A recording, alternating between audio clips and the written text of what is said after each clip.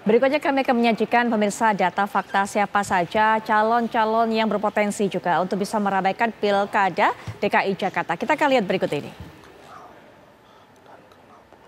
Baik, pemirsa, ini kita saksikan bersama tentunya. Sempat dikabarkan bahwa Ridwan Kamil memiliki keinginan maju pada kontestasi Pilkada serentak 2024. Ia lebih menginginkan maju pada Pilkada Jawa Barat 2024. Namun, lebih lanjut Ridwan Kamil menyatakan siap ditugaskan dimanapun oleh Partai Golkar, termasuk bila ditugaskan maju pada Pilkada DKI Jakarta.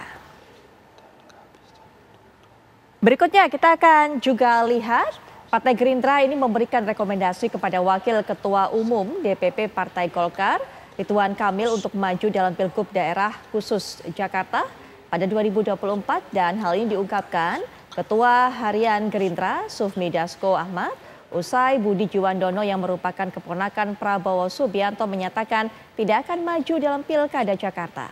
Nah, manuver politik Gerindra ini tentu membuat ruang partai berlambang Garuda itu sangat terbuka untuk menguasai Jawa Barat lewat kader mereka, yaitu Deddy Mulyadi.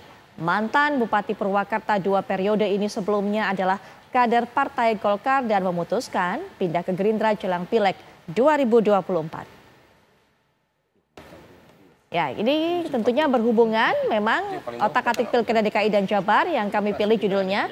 Nah, Partai Gerindra terlihat mantap mendukung mantan Gubernur Jawa Barat Ridwan Kamil untuk maju di Pilgub Jakarta. Diketahui Wakil Ketua Umum Golkar ini dikadang-kadang akan maju di Pilgub Jakarta ataupun juga Pilgub Jabar.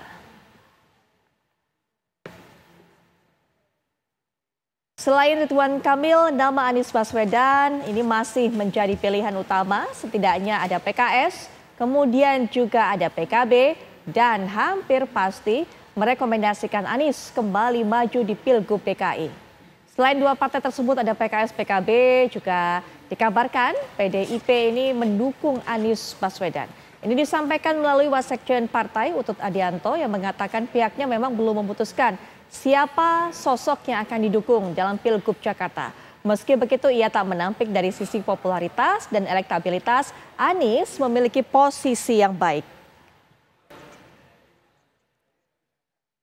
Tadi kami sudah membandingkan potensi siapa saja yang meramaikan antara Pilgub DKI, Jakarta dan juga Jawa Barat. Karena memang nama Ridwan Kamil ini kadang-kadang juga maju di DKI Jakarta sedangkan juga siap untuk ditugaskan di Jawa Barat. Untuk bisa lebih lanjut memberikan informasi kepada kita akan ditugaskan kemana atau pilkada di mana dalam Pilkada Serentak 2024 ini sudah terhubung kita dengan Bang Ahmad Doli Kurnia selaku Waketum Partai Golkar. Assalamualaikum warahmatullahi wabarakatuh Bang Doli, selamat malam. Warahmatullahi wabarakatuh, selamat malam. Baik, Pak Ridwan Kamil memang mengatakan atau Kang Emil ini mengatakan siap ditugaskan dimanapun, Jawa Barat ataupun DKI Jakarta. Walaupun sebenarnya Kang Emil sendiri memilih untuk di Jawa Barat. Bang Doli bisa berikan informasi kepada kami, Golkar ini akan menugaskan Kang Emil di mana, Bang Doli? Iya, saya kira memang sebagai bagian dari pengurus pimpinan Partai Golkar, tentu Saudara Ridwan Kamil at the end harus kemudian mengikuti putusan Partai Golkar. Nah, sementara Saudara Kamil harus diketahui persis bahwa rumahnya itu adalah Jawa Barat, ya. Dan kemarin memang kita sempat memberikan alternatif, ya, surat tugas, ya, satu di Jawa Barat, satu lagi kemudian di daerah khusus Jakarta. Tapi kalau kita lihat perkembangan, ya, posisi Partai Golkar dalam menghadapi pilkada ini, sebenarnya kan kita bagaimana menempatkan, ya, kepentingan yang paling utama itu adalah kepentingan pembangunan di daerah itu, ya, di daerah di mana kita mencalonkan seseorang gitu.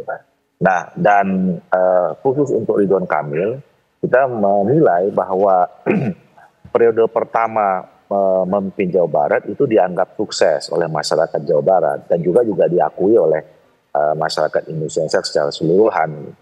Nah, oleh karena itu sebetulnya masih ada program-program, janji-janji kampanye dulu, kemudian yang harus dituntaskan, yang itu diharapkan oleh masyarakat Jawa Barat.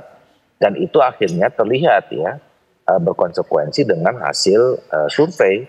Karena kita melihat hasil survei beberapa kali kita lakukan, ya, nama Ridwan Kamil ini jauh meninggalkan nama-nama yang lain tertinggi di atas. Karena tadi sesuai dengan realitas di masyarakat bawah masih menginginkan Ridwan Kamil tetap di Jawa Barat. untuk kepentingan bagaimana terus melanjutkan proses pembangunan kemajuan di Jawa Barat. Nah, sementara penugasan di daerah khusus Jakarta, ya, kita kan juga lihat perkembangan seperti apa. Pertama, tentu kalau dari segi pengalaman kebermanfaatan, ya, masih jauh kita bisa lihat kebermanfaatan di Jawa Barat dengan di Jakarta karena memang belum teruji, ya, karena belum pernah terlihat. Gitu. Nah, yang kedua, ternyata kalau kita lihat dari hasil survei, ya ini sangat kompetitif, ya. Begitu nama Anies Baswedan dimunculkan, kemudian nama Basuki Cahayapurnama juga dimunculkan. Gitu. Nah, tingkat elektabilitas Ridwan Kamil ini menurun, gitu ya. Dan apa saya kira pertimbangan yang kedua selain pertimbangan ideal tadi, kita nih partai-partai politik juga tergabung dari koalisi partai politik ini kan juga menginginkan setiap kompetisi politik itu memenangkan pertarungan. Yeah. Nah, tentu hal-hal yang tadi saya katakan termasuk soal elektabilitas itu menjadi pertimbangan. Nah, berikutnya saya juga ingin menjelaskan posisi Golkar. Ya. Golkar ini tidak ada yang meragukan bahwa kami adalah bagian dari koalisi Indonesia Maju. Dan kami sudah membuktikan punya cerita sukses bersama dengan partai-partai politik yang lain, terutama dengan Partai Gerindra, mengantarkan Pak Prabowo dan Pak Gibran kemarin menjadi presiden dan wakil presiden terpilih. Dan kami juga sudah membicarakan, pimpinan-pimpinan partai politik kami membicarakan bahwa menghadapi pilkada, ini pasti akan ada pembicaraan awalnya, itu sebelum ke partai-partai politik yang lain, itu harus bersama dengan partai-partai politik yang tergabung dalam koalisi Indonesia Maju, ya. Jadi kita akan membicarakan itu atau sudah membicarakan itu bukan hanya di Jakarta dan Jawa Barat, tapi seluruh Indonesia, gitu.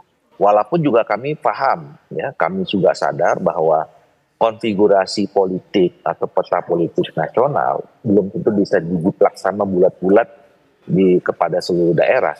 Karena kan pasti berbeda, ya, dinamikanya berbeda, nilai-nilai yang berkembang di sana berbeda, gitu ya.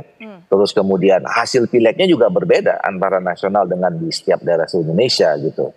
Nah, jadi tentu itu nanti akan juga menjadi variabel pertimbangan dalam diskusi-diskusi di dalam partai politik dan tergabung dalam koalisi Indonesia Maju. Jadi sebisa mungkin kita akan terus membangun kerjasama bersama-sama menghadapi pilkada, tetapi pada situasi-situasi mungkin perlu ada yang dinegosiasikan, gitu. Nah, oleh karena itu ya kita masih punya waktu, ya. Kita masih punya waktu. Pendaftarannya 20 sampai 29 Agustus. Nah, sambil kita lihat nanti perkembangan bagaimana, ya, survei terakhirnya seperti apa, dan itu nanti yang akan menentukan Golkar mengambil keputusan apa dan kemudian nanti bersama-sama koalisi Indonesia Maju mengambil keputusan seperti apa. Baik.